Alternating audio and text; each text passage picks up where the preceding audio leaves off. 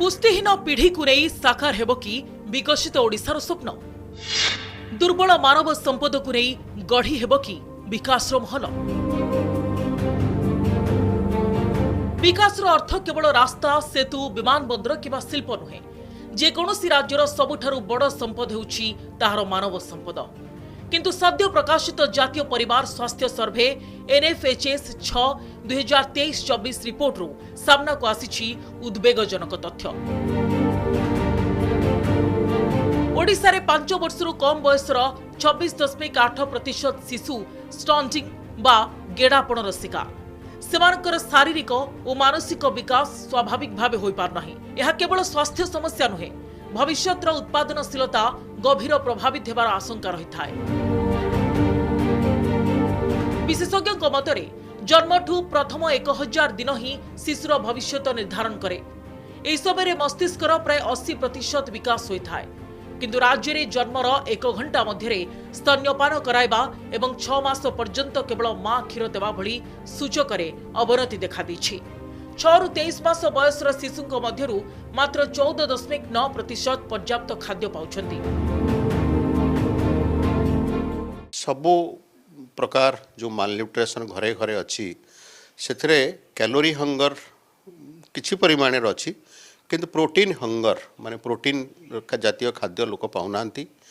Hidden hunger जोटा micro vitamin mineral deficiency घरे घरे अच्छी। आउ एटा को आमको बहुत गुरुत्वर सहित विचार करी गोटे टॉप इन्वेस्टमेंट प्रायोरिटी करवा उचित। आहुरी चिंता बढ़ाई रक्तहीनता स्थिति। ओडिशा रे 64.3% महिला एवं 64.2% शिशु रक्तहीनता रे पीड़ित। आदिवासी महिला और शिशु मध्य रक्तहीनता हार 70% रु अधिक। रक्तहीनता बा अनिमिया शिशु शिक्षा और कार्यदक्षता को भी प्रभावित करे। आउ एक बड़ विपद हेउछि अपपोषणर द्वैत बोझ। गोटे पटे कुपोषण थिबा बेले अन्य पटे मोटापण और प्री डायबिटीज द्रुत गति बढ़ुछि। राज्यर 29.7% महिला अधिक ओजन बा मोटापणर शिकार। स्कूल जाउथिबा 19% रु अधिक शिशु प्री डायबिटिक अवस्था रे, जहा कि भविष्यत रे मधुमेह, हृदरोग और अन्य संक्रामक रोगर आशंका को बढ़ाउछि। मालन्यूट्रिशन और इन्फेक्शन गोटे विशियस साइकिल वाला अपलोड करू थाए।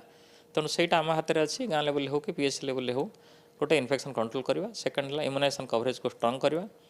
आउ जो न्यूट्रिशन आस्पेक्ट आम कहे गोटे है ब्रेस्ट फीडिंग। आम जोटा प्रथम कहते breast feeding absolute breast feeding till 6 month of age आम जोटा कि एडवोकेट करूँ।